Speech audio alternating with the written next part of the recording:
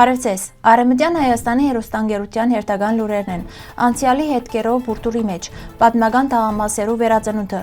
ԱՄՆ-ի գոմե հայրուց ցեղասպանության ճանաչումը պետք չէ դառնա քաղաքական նպատակահարմարության պատանդ, Արևմտյան Հայաստանի մեջ հայկական եկեղեցին կվերածվի թանգարանի, արևմտահայերենը վտանգի տակ, փրկության միակ ճամփան համազգային կամք, Ստեփանավանի մանկադուներու պատմությունը, Զմիրնիո մեծ հրթեհը, ողբերգությունը, որ դակավին վիճապանության առարկա կմնա, Արյունալի 1918 ուրցի օգտակար հատկությունները։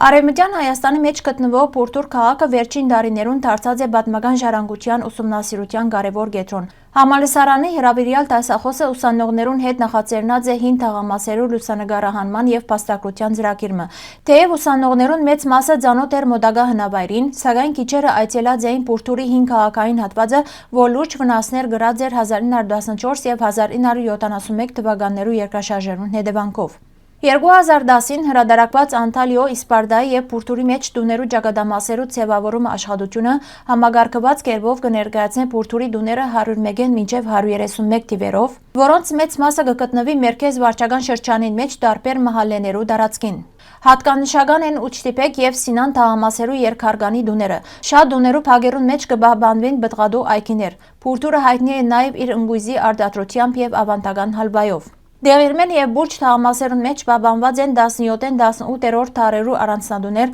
որոնք վերականգնված են եւ այսօր գծարային մշակութային նպատակներու, մասը վերածված են մշակութային կետրոններու, մնացածները ամառնային բնակավայրերու։ Սակայն բոլոր կառույցները չէ որ պահպանված են, որոշ հասցեներու տուները այլևս գոյություն չունին կամ ժամանակի ընթացքին քանդված են։ Բուրտուրի հին տուներու ուսումնասիրությունը կփաստե, որ պատմական քաղաքային հյուսվածքը միայն ճարտարապետություն չէ, այլ նաև հիշողություն, ինքնություն եւ համայնքային պատմություն։ Վերականգնման աշխատանքները նպատակ ունին քաղաքին վերադարձնել իր պատմական դիմակիցը, կապելով անցյալն ու ներկան։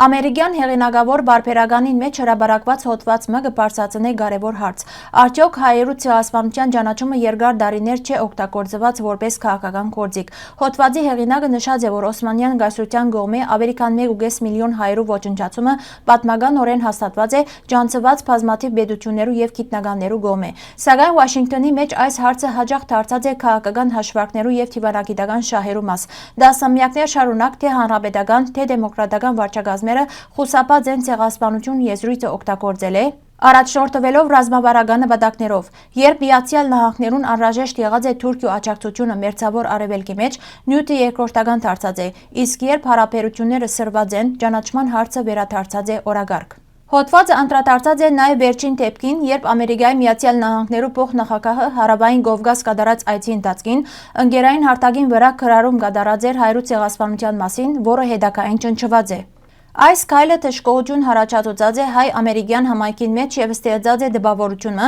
թե պատմական ճշմարտությունը կրնա միացնել եւ անջատել ըստ քաղաքական իրավիճակի։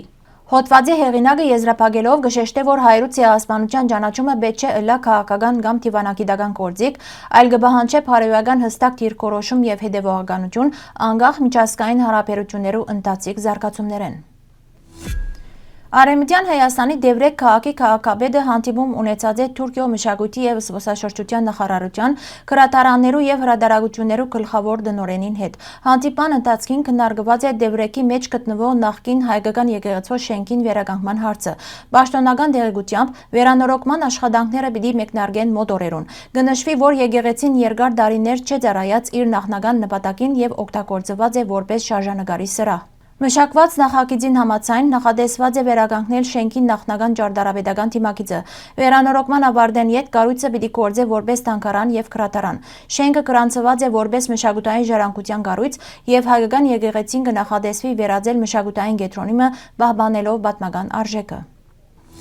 Փետրվար 19-ը Քիրք նվիրելու օրը եւ փետրվար 21-ը Մայրենի լեզվի միջազգային օրը այս տարի եւս կուղեկցվին մտահոգիչ հարցումը։ Արդյոք արևմտահայերենը կանգնած է վերացման իրական վտանգի առաջ։ Պատմությունը կվկայի, որ 5-7-րդ դարերուն հայ ժողովուրդը ունեցած է հարյուրավոր գրողներ եւ ստեղծած է շուրջ 17000 գիրք, կերտելով իր ոսկեթարը այն ժամանակ, երբ բազմաթիվ ժողովուրդներ դակավին մշակութային խավարի մեջ կգտնվեին։ Այսօր սակայն 21-րդ դարուն աննախադեպ տեխնոլոգիական հնարավորություններու պայմաններուն մեջ մայրենի լեզուն դժվարությամբ կպահպանե իր դիրքերը մանավանդ Սփյուռքի մեջ։ Կահիրեի մեջ հրադարակված կարելի է արևմտահայերենը փրկել այսօրվա ցավալի վիճակեն գիրքը կբարձրացնի լեզվի բահբանման հրադապ խնդիրը, շեշտելով, որ վտանգը իրական է, բայց լուծումը կարելի համազգային կամքի առկայության բարակային։ Մասնակիցներու կարծիքով վերջին դասամյակներուն նկատելի դարձած է սերունդներու լեզվական նահանջը։ Շատ ընտանիքներու մեջ հայերենը երկրորդական դարձած է, իսկ դպրոցներն ու մշակութային կառույցները լուրջ մարտահրավերներու դիմաց են։ Երբեմնի աշխույժ մշակութային կյանքը այսօր զգալիորեն նվազած է։ Միևնույն ժամանակ կհիշվի, որ ցեղասպանութենեն փրկված սերունդները կարողացան օդար միջավայրերու մեջ պահպանել լեզուն եւ ինքնությունը, կառուցելով դպրոցներ եւ միություններ։ Հարցը բարձ է, եթե այն ժամանակ կարելի էր, ինչու այսօր չենք հաջողիր։ Մասնակիցները կշեշտեն, որ խնդիրը միայն մտահոգվելը չէ, այլ գործելը իրական աջակցություն ցուցաբերելով դպրոցներուն, ուսուցիչներուն, գրողներուն եւ մշակութային նախաձեռնություններուն։ Վերլուծաբաններու համոզմամբ հավաքական կամքի եւ նորարար մոտեցումներու բարակային արևմտահայերենը կրնա ոչ միայն պահպանվել, այլ նաեւ վերակենդանանալ։ Հակառակ բարակային վտանգը պիտի մնա իրական։ Արևմտահայերենի ճակատագիրը այսօր մեր ցերկերուն մեջ է։ Մշակույթի անվանի գործիչ, գրող, բանաստեղծ, դերասան եւ երգահան Գագիկ Շիրմազանյան ներկայացուցած է ուշագրավ փաստեր Ստեփանավանի մանկադուներու պատմութենեն, բացահայտելով հայերու ցեղասպանութենեն հետո ձևավորված ծանր իրականությունը։ Ցեղասպանութենեն յետ հազարավոր որբեր աբաստան կդած են ամերիկյան բարեգործական ընկերության Ամերգոմի որբանոցներու մեջ։ Արևելյան Հայաստանի առաջին որբանոցը բացված է 1915 թվականի նոյեմբեր 20-ին Ալեքսանդրապոլի մեջ, իսկ 1918-ին ամերիկյան որբանոցը բացված է նաև Ստեփանավանի մեջ, որը հետագային վերանվանված է Մանկադուն։ 1918 թվականի մայիսին, երբ Ստեփանավանի մեջ կգտնվեր Անդրանիկ Օզանյանի զորամիավորումը, որոշված էր մանկադուներու երեխաները տեղափոխել Քոլակերան գայարան, այնտեղ են Թիֆլիս։ Զորամասի ցիորները հիվանդ եւ սովահար երեխաները ցիերով հասուցած են գայարան։ Ռուս սպայի վկայությամբ անոնք կմարմնավորեին Հայաստանի դժբախտությունը եւ գտարնային օգնության գոչ ամբողջ աշխարհին։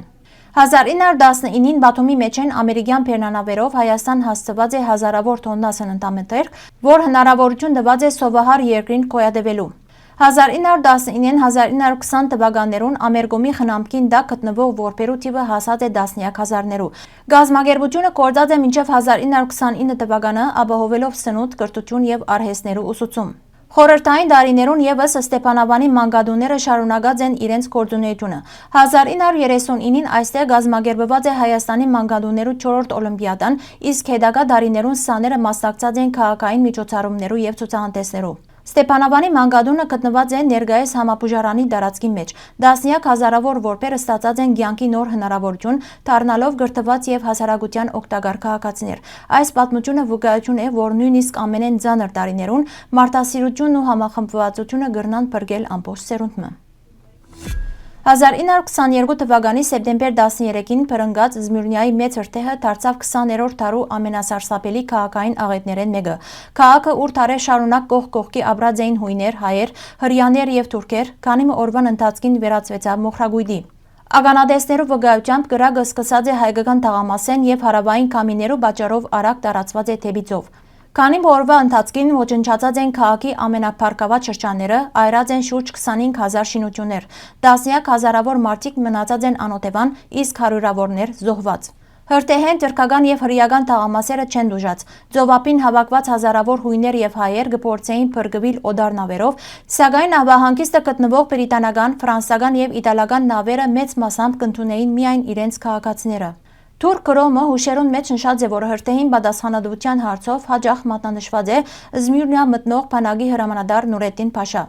Այդ օրերուն Զմիրնիո մեջ կգտնվեին նաև թուրք ազգային շարժման առաջնորդներ։ Հրթեհին վերաբերյալ անոնց ուշադրություններուն մեջ կան ակնարկներ կարգուկանոնի խախտման եւ պատասխանատվության հարցին շուրջ, սակայն նյութը պաշտոնական մագարտակով երբեք ամբողջական եւ հստակ գնահատական չէ ստացած։ Զմիրնիայի մեծ հրթեհը ոչ միայն ավերեց քաղաքի մեծ մասը, այլև դարձավ Արևմտյան Հայաստանի եւ Փոքր Ասիո բազմաց քաղաքային կառուցվածքի փլուզման խորհրդանիշը։ Անդեղի ունեցավ ազգային պետություններու ձևավորման եւ պատերազմներու վերջը, երբ նախկին հարևան համայնքները հայտնված էին թշնամանքի եւ վախի մթնոլորտի մեջ։ Մինչև այսօր պատմաբանները կշարունակեն ուսումնասիրել արխիվները եւ վկայությունները, հասկանալու համար, թե ինչ պայմաններու տակ եւ որու նախաձեռնությամբ բռնկեցավ այս ողբերգական հրթեհը։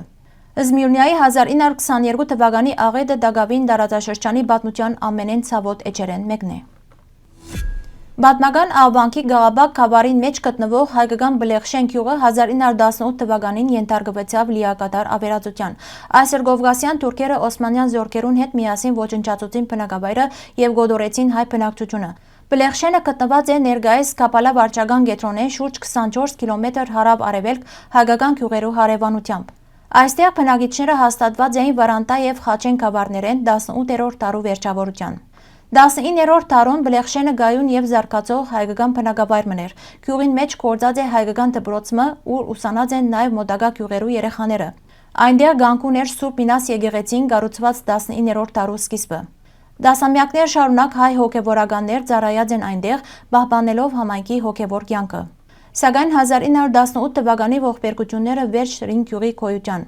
Հայ բնակչությունը գոտորածի ենթարկվեցավ, իսկ բնակավայրը ամբողջական ավերածության։ 1984-ին հուշարձանակեց Սամվել Ղարաբեդյանի այցելության ժամանակ եկեղեցու հետքը արդեն չէր պահպանված։ Գյուղի գերեզմանոցին մեջ գտնված են շուրջ 30 դաբանակարեր 19-20-րդ դարերեն հայերեն արձանագրություններով, վկայելով երբեմնի հայկական կյանքին մասին։ Այսօր Բլեխշենի պատմական տարածքին հարևանությամբ գոյություն ունի համանուն բնակավայրը հիմնադրված 20-րդ դարու վերջավորության։ Բլեխշենի ճակատագիրը վկայություն է տարածաշրջանի մեջ հայկական մշակութային եւ բնակավայրային ժառանգության բռնի վերացման քաղաքականության։ Ուրցը բուժիչ բույս մնե, որ դարեր շարունակ գործածված է թե ժողովրդական, թե գիտական բժշկության մեջ։ Իր բնական բաղադրիչները կնպաստեն առողջության բազմազան ոլորտներուն։ Ուրցի հիմնական օգտագործություններն են մարսողական համագարկի բարելավում, մրսածության եւ հազի մեղմացում, հակաբակտերիալ եւ հակասնգային պաշտպանություն, հանգստացնող միջոց, իմունային համագարկի ամրապնդում, արյան ճնշման կարգավորման բնական միջոց։ Ուրցը կարելի է կիրառել թեյի կամ խառնուրդներու ցևով ի նպաստ առողջ եւ բնական խնամքի։ Հարգելի հայրենագիտներ, այսօրվան համար այսքան ենք նախատեսած։ Շնորհակալություն ձեր ուշադրության համար։ Լավ մնացեք։